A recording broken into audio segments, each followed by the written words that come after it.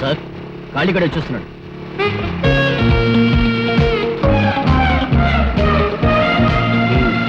రాణి